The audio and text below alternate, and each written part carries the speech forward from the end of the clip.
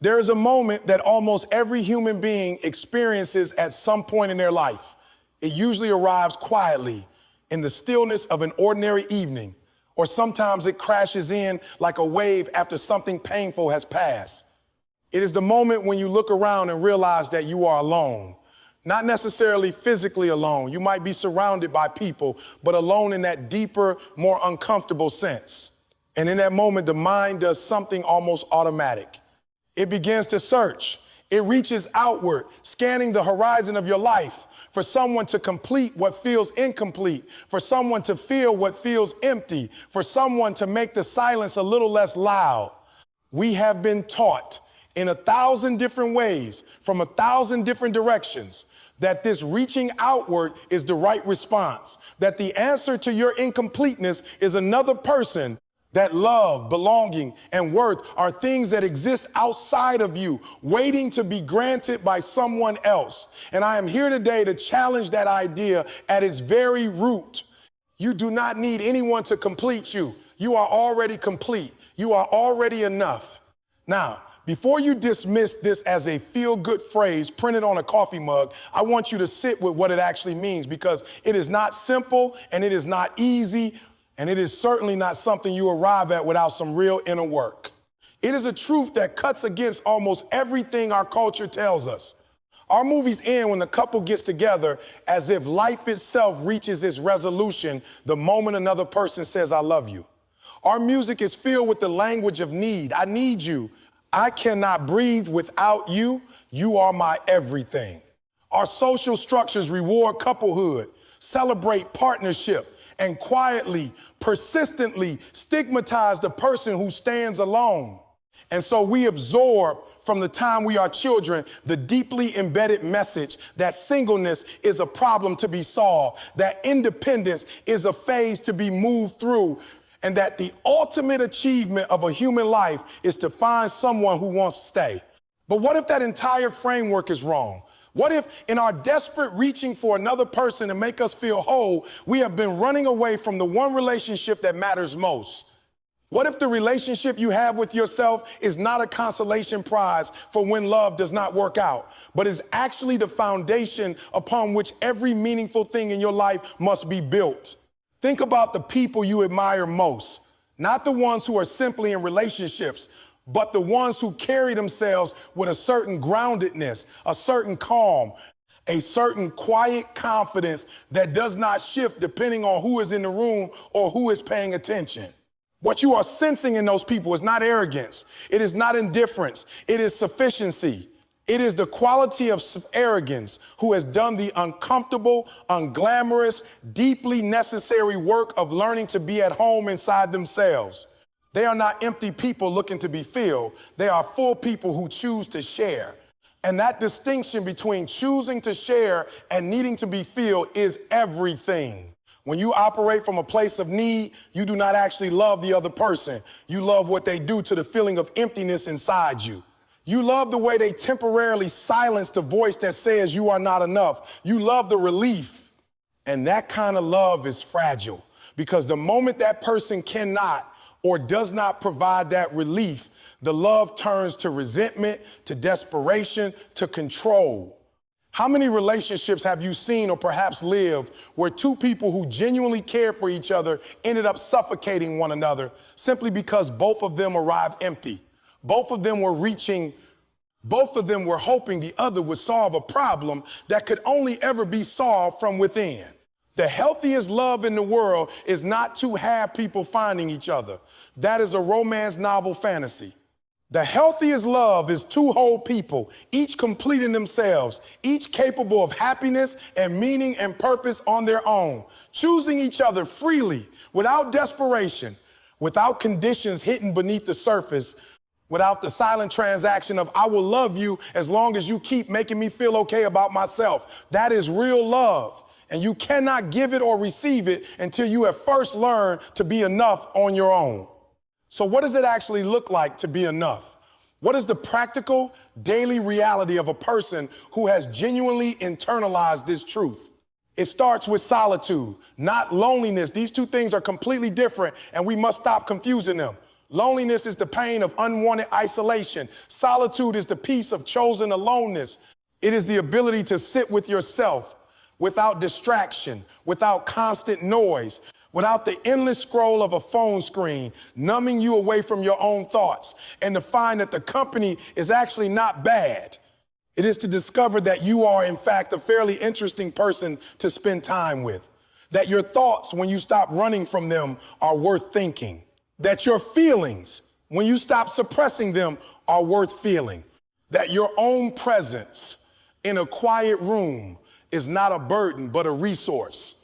Most people are terrified of solitude because they have never actually tried it without the safety net of devices and distractions. We are so conditioned to be entertained, to be stimulated, to be in constant contact with the outer world that the inner world has become a foreign country, one we have heard about but never visited. And like all foreign places, it seems threatening until you go there and discover it is actually extraordinary. Go there, sit with yourself, not to meditate in some perfect, enlightened way, but simply to be present with who you are. You will find discomfort at first. You will find the voices that tell you that you are not good enough, not successful enough, not lovable enough. And here's the crucial part. Do not run from those voices. Do not drown them out with noise. Listen to them, question them, ask where they came from, because almost always those voices are not yours. They are borrowed. They were handed to you by a parent, a teacher, a culture, a painful experience, and you have been carrying them around as though they were facts when they were, in truth, always opinions. Someone else's opinions, which you never had to accept. When you began to examine those voices, to hold them up to the light and ask whether they are actually true, something remarkable starts to happen. You start to reclaim yourself. You start to discover that underneath all of the criticism and the doubt and the comparison and the performance, there is a person, a real, specific, unrepeatable person who has value, not because of what they produce or who they attract or how they appear, but simply because they exist, because you exist. And existence itself, in all its strange and stubborn persistence, is worth something. This is not a passive realization. It asks things of you. It asks you to stop outsourcing your sense of worth to external validation, to stop checking how many people liked your post, to stop measuring your value by your relationship status, to stop defining your success by how envious your life makes other people.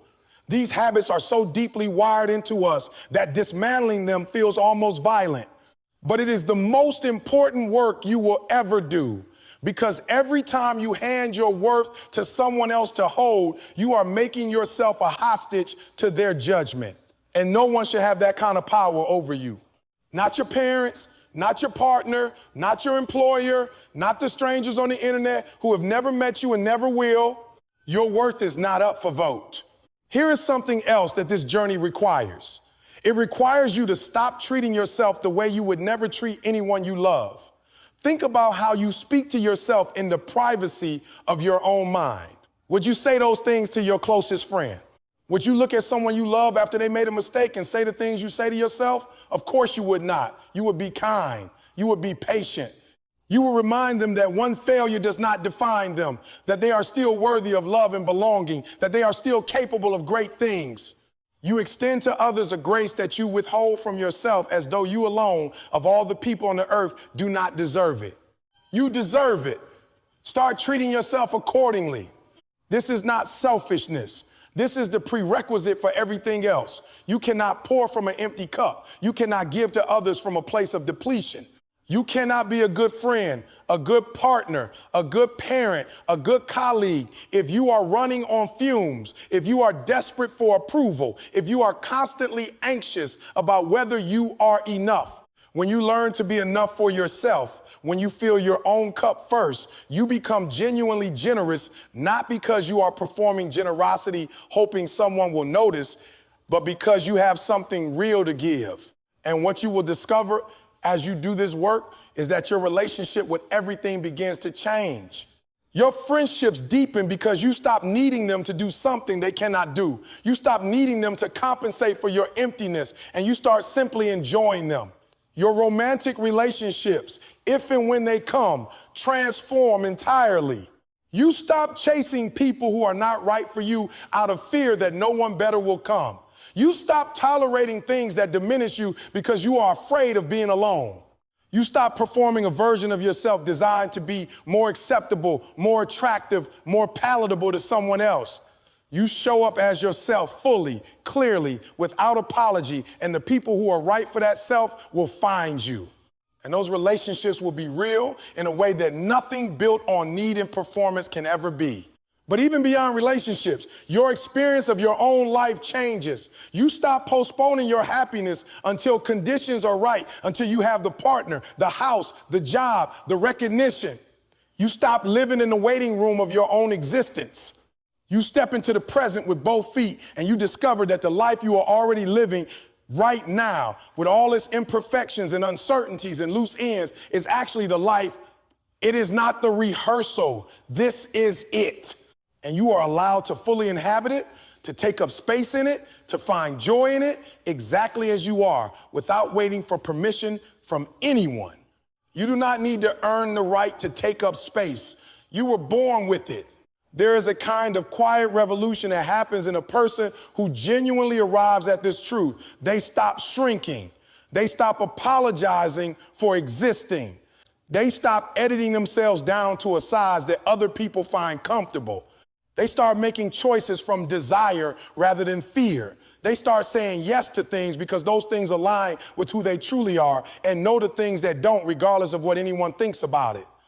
They start building a life that is theirs, genuinely theirs, not a life assembled from other people's expectations of what their life should look like. This is not about isolation. This is not about hardening yourself against the world or deciding you do not need love or connection. Human beings are social creatures, and connection is a genuine and beautiful part of what makes life worth living. But connection chosen freely from a place of wholeness is incomparably different from connection clung to desperately from a place of fear. One expands your life, the other slowly contracts it. You are enough, not because you have achieved enough or been enough for enough people or accumulated enough proof of your worthiness. You are enough because you are here, because you have made it through everything that has tried to convince you otherwise, and you are still standing. Because inside you, beneath all of the noise and all of the doubt and all of the borrowed voices telling you who you should be, there is something real and original and irreplaceable. The world does not need another person performing a life designed to win approval.